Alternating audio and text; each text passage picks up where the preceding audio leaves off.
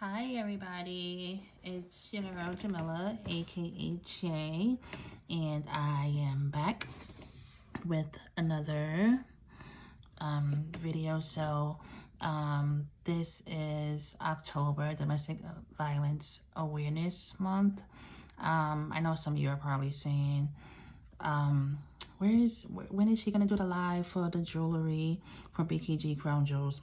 I will be back doing that in November, but I am dedicating the entire month of October to doing videos for domestic violence awareness. Okay, but I will be back. What I will do as far as BKG Crown Jewels, if you still want to shop, you can either go straight to the website bkgcrownjewels.com, or you can go on to the Facebook VIP BKG Crown Jewels VIP page. I'll go ahead and I'll post, because I am getting some new items, so I'll do some postings in there. So if you still want to shop, you can during this time. But however, like I said, I am dedicating the entire month of October to just doing videos focused towards domestic violence awareness and my experience. And I'll be back live in November with BKG Crown Jewels. Okay, moving forward.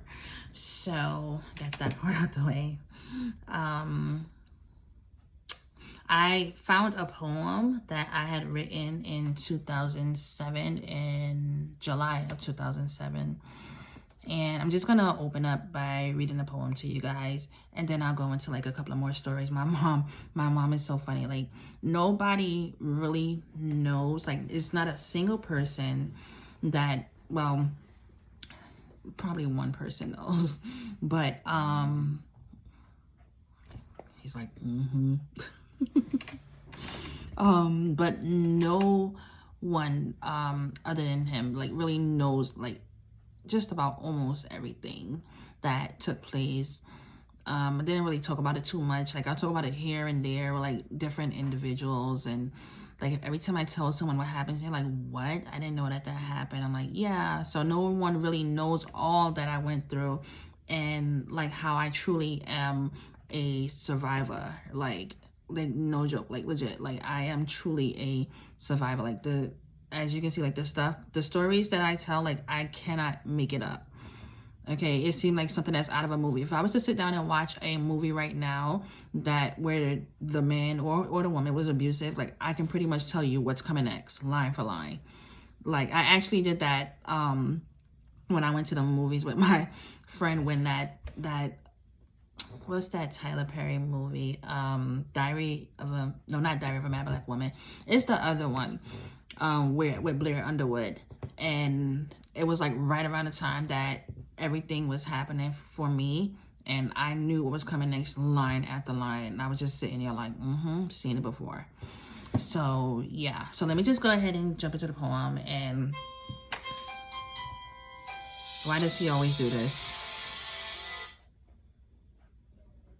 Y'all will not believe, I literally just told him like 5 minutes ago, I'm about to start recording. Do you have to do anything? And he's like, oh no, I'm fine. I can't stop my mom from calling. You could put your phone on vibrate, dude.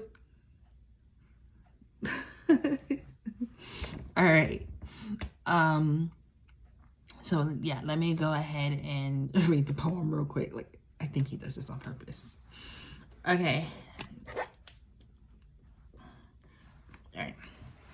So, like I said, it was written July, that was a Friday, July 27th at 1:04 a.m. I wrote the time. July 27th, 2007 at 1:04 a.m. Okay. It says, I know her. That woman you see in the pictures, married at 23. She's 24 now. Looks happy. Does everything she can to cover it up. I remember her thinking that day, maybe this will be the turning point. but she was only fooling herself. See, because she had forgotten how many times she thought that very same thought before. She seemed happy, but who knows? He probably had hit her just earlier that week, or he was too busy and too distracted to do it that day, or even the day before. After all, this was her big day. But time passed and the story unfolds. Yeah, I know her. Stronger now, doing better than ever. Couldn't see it then, but now she knows it. Test her and you will quickly see. So that, I'm thinking that was 2007. So just thinking back, 2002, 3, 4.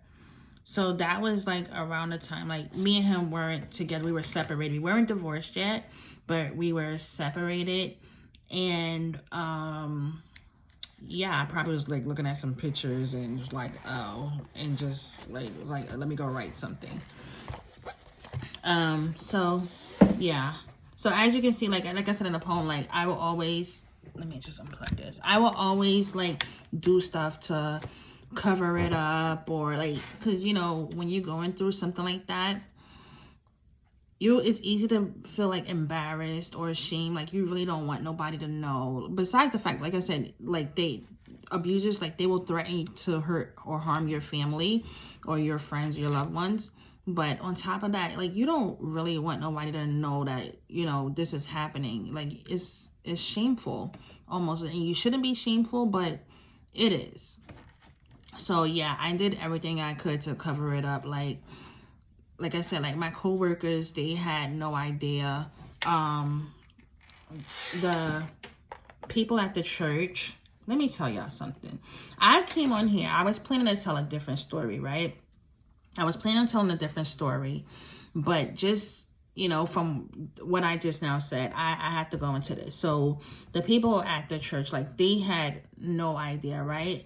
I'll get into the other story I was going to tell y'all, like probably in the next video or something. But the people at the church had no idea, right? So we were going to a church where, okay, so let me just lay it out for y'all. So remember I said that we started off working at the same daycare center, right? So at the daycare center, there was a lady that worked there, and I won't use people's names, but if they watch these videos, they'll know who they are. But there was a lady that worked there, like an older woman, and she was like a mentor almost to him, and like I got to know her. So one time he had, like in the beginning, he had put his hands on me, and I left. I was like, yo, I'm not dealing with this no more. I can't take it. Like, I'm out of here, right? So I left. I went to my mother's house, right? And this story kind of like makes me upset a little bit, but you'll see why. So I left. I went to my mother's house, right? Now, he was calling me and asking me to come home. It's like, no, I'm not coming home. You keep putting your hands on me. No, I'm tired of it. No. Right? So, what he did was he had her call me on a 3-way. It was him on the phone, her on the phone, the lady that we worked with, and me on the phone.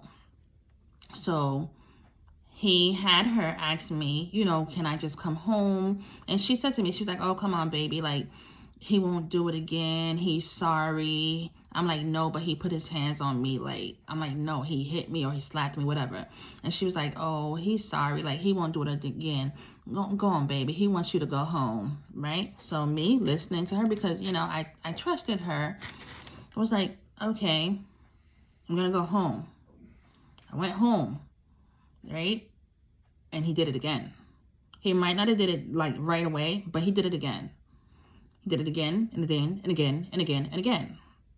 Right? So keep in mind, this lady, right? And like, don't get me wrong, like, I have so much love in my heart for her.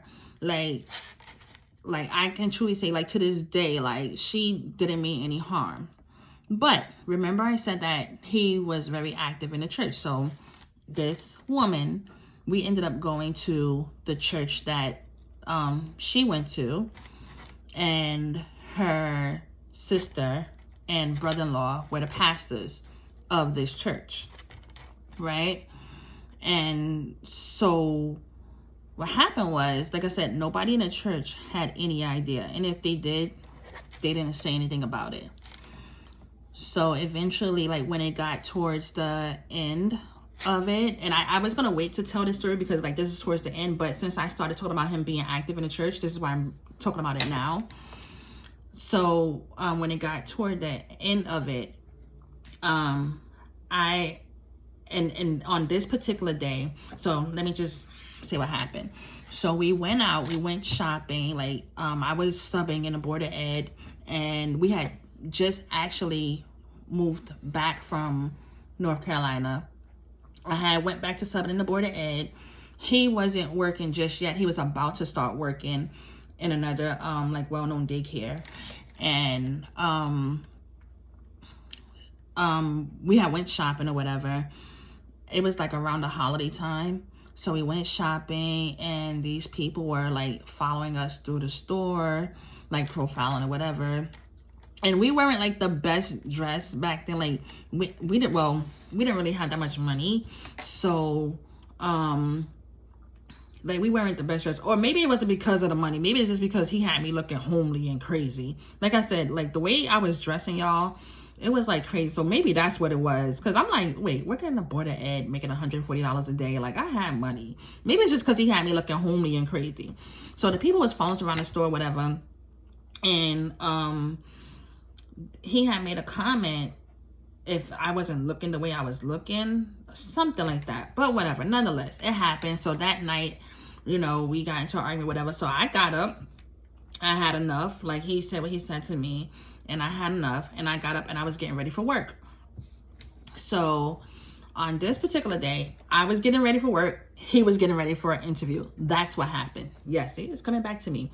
I was getting ready to go out to work, and he was getting ready for an interview. So on this particular day, he decides that he didn't like the shirt that I was going to wear, the sweater that I was going to wear, right?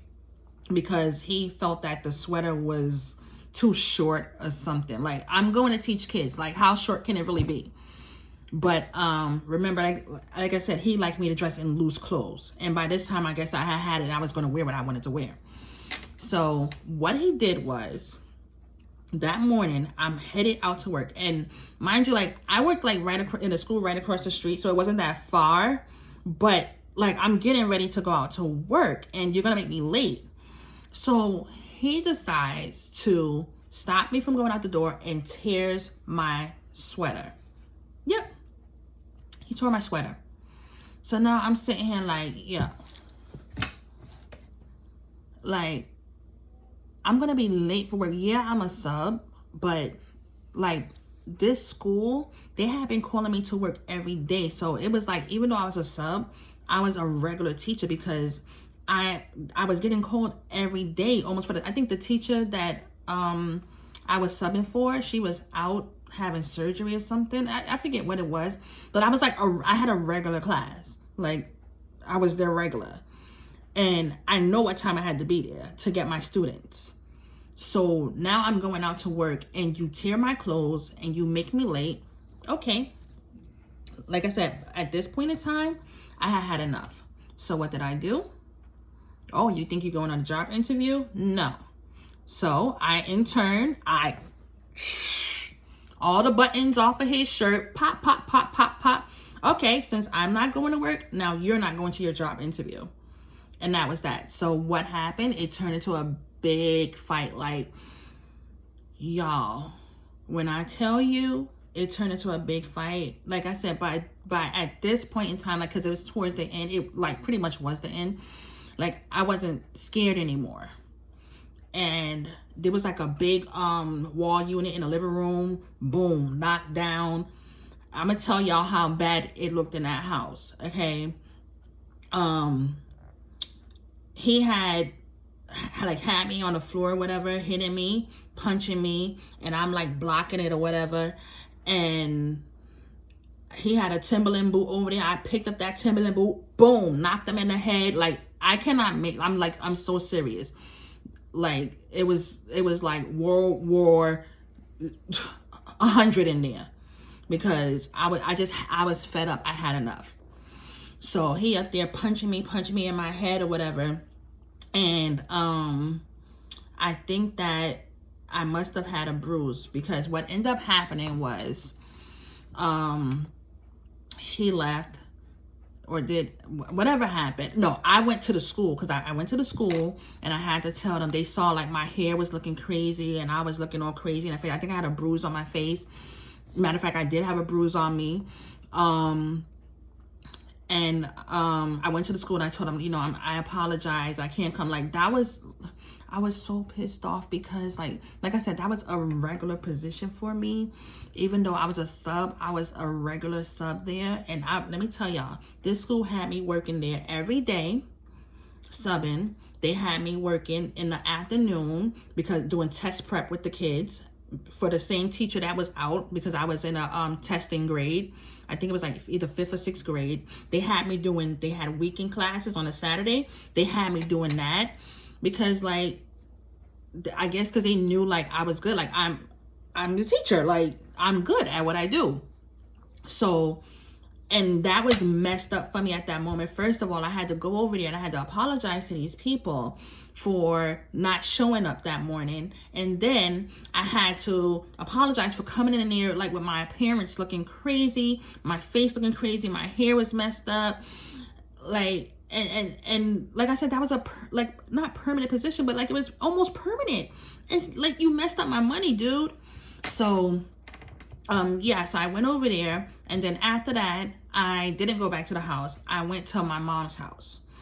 So I never called the cops. I never called the cops. Like, I guess because it's like, you know, in with domestic violence, you always want to protect that person.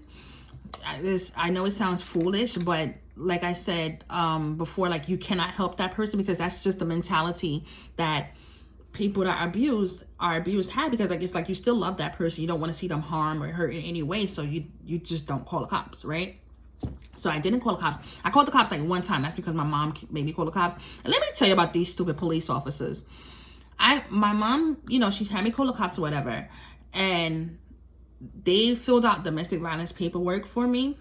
Now, instead of these fools sending the domestic violence paperwork to my mom's house, they sent it to the house that I was living in with him. So when I went back home, he hadn't known, like, he didn't know that I called the cops. The only way he knew that I called the cops was when that paperwork came to the house. And they told me that it wasn't going to come to the house. But whatever. So I didn't call the cops. So partially because like I'd have just protected him, and the other part because like I was scared, like, oh my God, he's gonna find out again that I called the cops. So, but this last time when I was fed up, I called the cops. So what happened was, I called the pastor first, because he was always with this pastor, right? The pastor is no longer alive today, but he was always with this pastor. He was very active in the church, working with the youth. Yeah, working with the youth. Like, you would think like, yo, he's working with kids, and yeah, he was working with the youth. And this is not to say anything negative about church people or the church period, because like I was raised in the church. Excuse me, why does every time I come on you have to belch? But I was raised in a church, like, and I still, you know, attend church every now and again. But like, yeah, so this is not to say anything negative. And also keep in mind, like, I just want to say that, you know, I thank God, because through all of that, God is still God, regardless of the fact of what people do, what people, you know, they're humans. But at the end of the day, God is still God. So let me tell you the story. So I called the pastor, because I was like, yo, he's always with this pastor, whatever. Like, it's time for him to know, like, what's going on. So I called the pastor and told him. The pastor said to me, do what you got to do. I was like, what? He's like, Do what you gotta do. He hit you. Do what you gotta do. So I was like, all right. I was like, well, I just wanted to call you, you know, just to let you know what's happening because you are our pastor.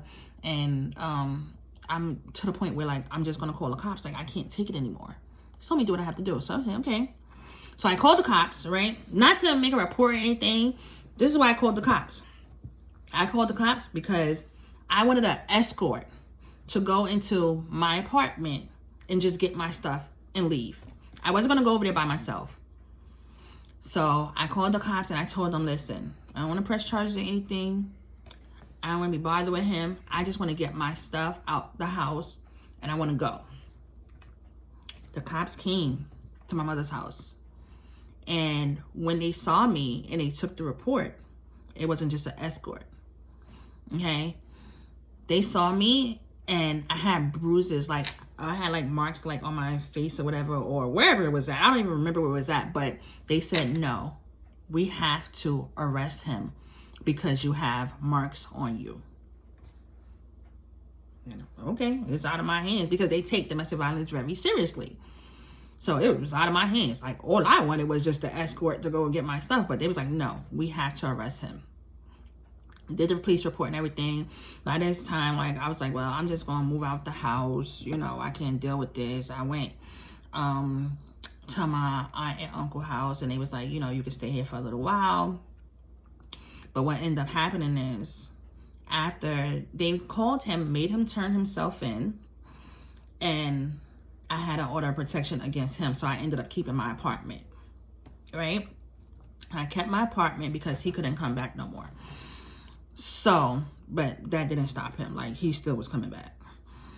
So, look, so after some time went by, we were still going to the same church. I didn't leave the church or whatever. And I'm thinking, like, okay, we active members in the church, right?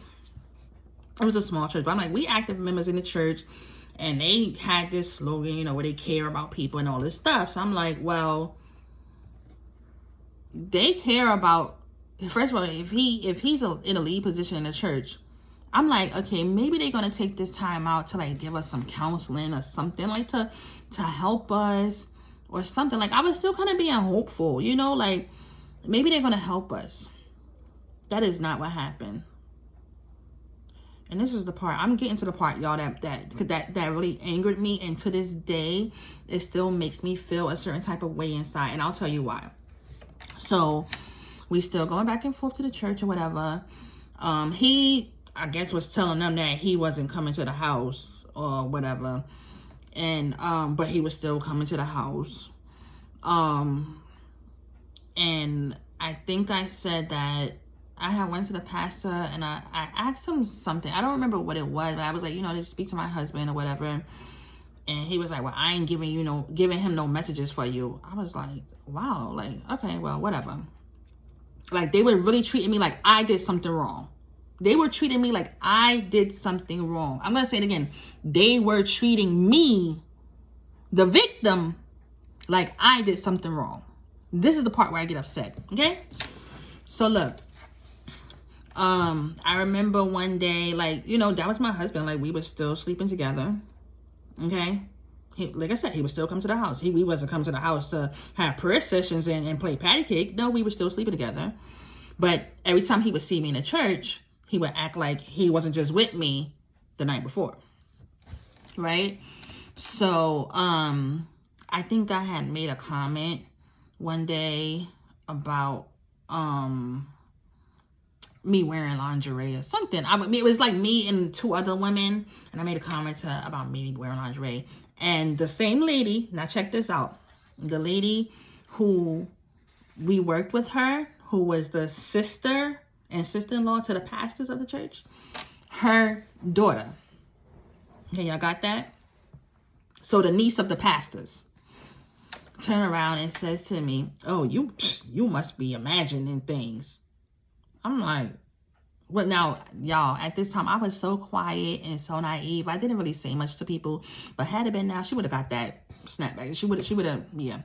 But anyway, I was just like, wow, like, why would she say something like that? Like, he really making them believe that he don't come to the house and he don't see me. Like, no, you was just at the house last night, bro. So anyway, that happened. And then I said, all right, you know, my feelings is feeling like hurt. Like, I'm feeling like they blaming me for everything. I don't know what to do. These are my pastors. Let me talk to the pastor, like the wife, right? Y'all. Now, what I'm about to tell y'all, because I know people are going to see this video, and I don't apologize for anything that I'm saying in this video. Like, I know what I'm saying. I'm speaking clearly. I'm level-headed. I don't apologize for anything, and I'm not taking anything back, because what this is doing is bringing awareness, and this is helping someone, okay? So, she met me at my house.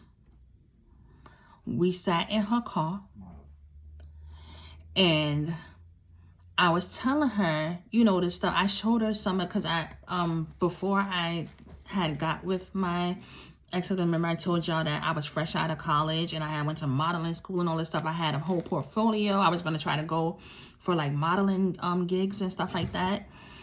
So I showed her the pictures of the me before, and I'm a put the pictures on this video, because I found the pictures of what I had gone through, my driver's license. So I showed her the pictures, you know, of me before. Matter of fact, before I even showed her the pictures, I was talking to her about it. I was like, yeah, you know, he's been abusing me or whatever.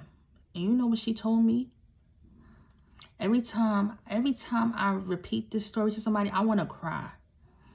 Because it's like, how do you say this to a victim? A domestic violence victim? Y'all, she gonna tell me it's your fault.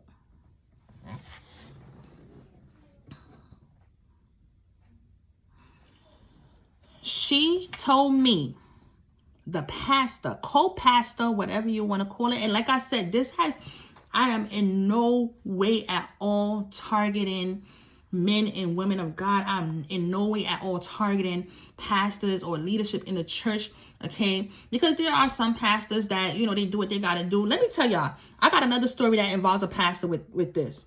And let me tell y'all, she was on her A game, and I thank her. It's because of her. She was one of the key people that helped me to get out of this. But this one here that I'm talking about, I know you got to forgive people, and I do forgive people. But that right there, if you ever watched, if she watches this video, I just want her to know that comment right there, I hope that nobody ever came across your path where you told them that.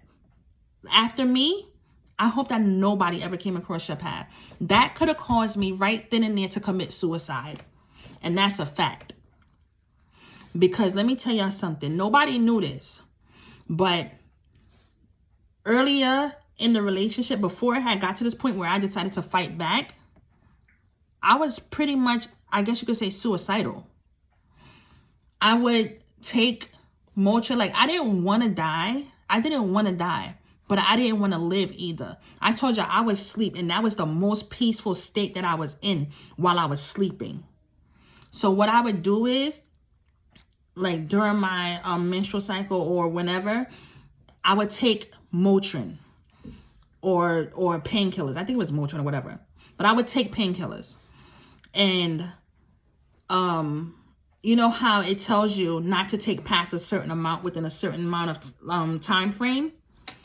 I would take, like, I was scared of dying, but I would take like a little bit over just to see what would happen. Just to see what would happen to me. And you going back already? Junior? What you mean? Baby, can you go in the room? Yeah. Sorry. That's okay. So I would take painkillers more than the amount that they said, just to see what would happen. And he picked up on it, and he took the medication from me, because I guess he saw me. He was like, wait a minute. One day he was like, wait a minute, how many of those did you take? Like, I don't know. But I knew what I was doing. But the fact that she told me sitting there in her car, oh, it's your fault. And listen to why she told me it was my fault, y'all. You want to hear why she told me it was my fault? Because I didn't leave. She told me it was my fault because I did not leave. But remember, it was her sister. When I tried to leave not the very first time, but when I tried to leave before, it was her sister that called me on behalf of him and said, baby, come on, go back home. He love you. He ain't gonna do it no more. I cannot make this stuff up. God is my witness. I am not lying. Okay? So I began to show her, I'm like, wait a minute, maybe she not understanding. I'm like, she said it's my fault? I looked, I'm like, wait, she said it's my fault? So I began to show her the pictures from where I was modeling. I'm like, this is what I looked like before. Then I showed her my ID and I showed her what I look like now. I said, this is what I look like now. How is it my fault? And that's what she said, because you didn't leave. I was like, this lady, let me get out of her car right now before I say something or do something that I don't got no business doing. But just so you know, if you want to help somebody that's in a domestic violence situation, listen first. Listen to this story. Give them support. She didn't have to say, oh, woe is me. Come here, baby. Give me a hug. Let me love you. She didn't have to do that. All she had to do was say something to the extent of, well, what do you want to do? Do you want to leave? How can I help you? Anything. Anything. She could have said anything like that. Well, when did it start? What happens? She could have said anything, y'all. Anything other than it's your fault. Every time I hear those 3 words, you don't know like what it does to me inside. It makes my heart drop. It makes me like how do you tell a domestic violence victim that it's your fault? I got something better. It gets better now. It gets better. So check this out.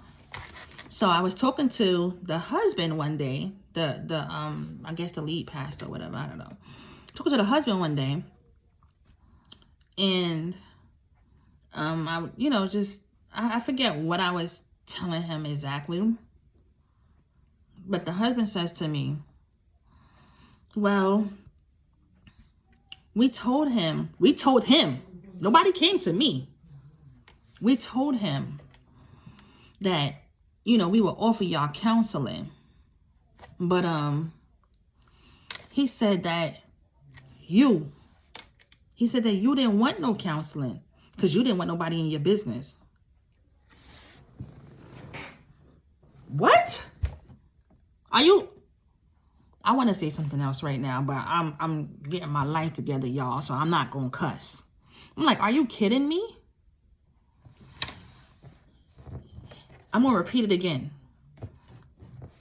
The man told me, y'all, okay, this is what the man told me. The man told me, well, we spoke to him and we offered to give y'all counseling, but he told us that you didn't want no counseling because you didn't want nobody in your business. I'm getting my ASS kit for breakfast, lunch, and dinner. I go to work, I go home, I get my behind kicked.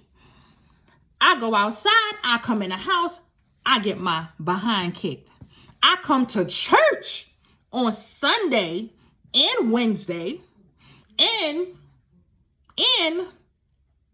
all of the countless programs that he did with the kids and going out to he's a gospel rapper, y'all, a gospel rapper.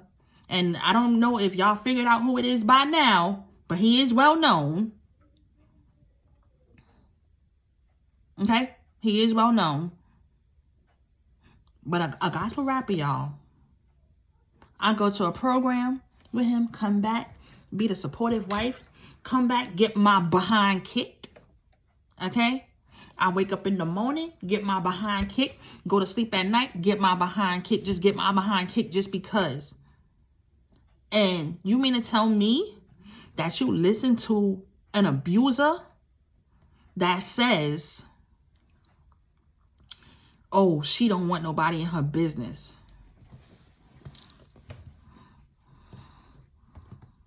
How, Sway? How? But whatever, it is what it is. It is what it is. Okay? So, if any pastors, any type of leaders listen to this, please don't make the same mistake that they made. Please don't do that, because that could cost somebody their life. And I just thank God every day. Junior! Oh, he left the potatoes in the oven. I'll be right back. Okay, back to what I was saying. So, I just pray that if you are a pastor, if you are a leader, any type of leader, and someone comes to you, yeah, people lie every day. They could be lying, but that's not your job to judge them, to try to figure out, oh, maybe they lying. Like, I thank God every day that the state that I was in when she said that to me, when she told me it was my fault, the state that I was in when she said that to me is not the state that I was in like some time before that when I was popping those painkillers. Because you know what I would have did? I would have went right in the house, lived by myself, nobody there. I would have went right in the house, and I probably would have took a whole bunch of pills, and that would have been the end of it for me. So please don't make that mistake. If you want to help somebody, help them. Don't try to control them. Don't tell them it's their fault, but be genuine about it, okay? And, I want to say the slogan of the church so bad, because, like, every time, like, I heard that slogan, I was like, care about who? They would say the name of the church, Bleep Cares, right? Bleep Cares. And I would say to myself, cares? Care about who? You didn't care about me. So who you care about?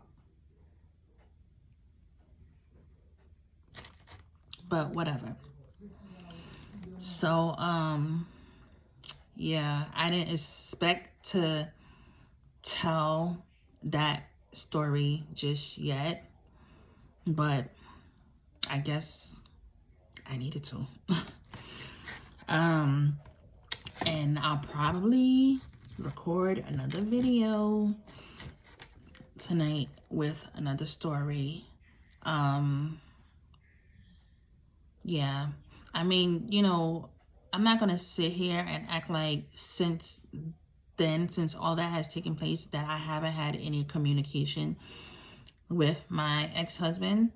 The communication that I did have with him was after the man, because that pastor, I started calling him the man. I wasn't calling him the pastor, but after that pastor passed away, because the pastor was pretty young. So after he passed away, I did reach out to him on social media. My ex-husband reached out to him on social media, and I was like, listen, life is too short to be holding unforgiveness toward anyone. So, I just want to let you know that I forgive you for pretty much everything that took place between us, and everything that I blame you for, as far as like health conditions, because I do have certain health conditions now.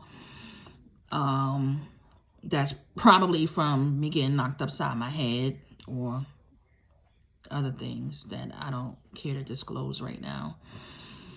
But, I just was like, I forgive you. And he was like, thank you for that. It's just the message, not anything talking or whatever, but who knows if it was genuine or not. But he just was like, thank you for that. And that he prays that God forgives him for that every day.